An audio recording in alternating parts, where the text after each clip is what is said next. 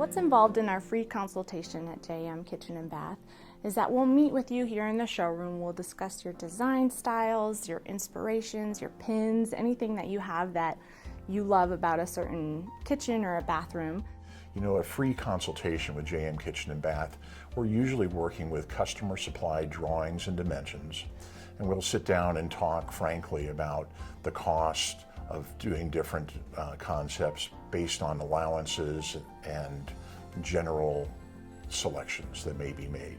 We'll put together then a design based on the space that you have and some renderings, some 3D renderings. So we'll have you come into the showroom, present those to you, put together also a bid with allowances, so we won't get too specific into tile or plumbing, but we'll have allowances that are good placeholders.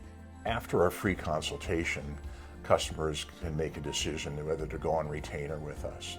The benefits of going on retainer is that you now become a client, and that's a valued member of the JM Kitchen and Bath family. When you give us a retainer, you're going to get priority as far as us working on your project right away.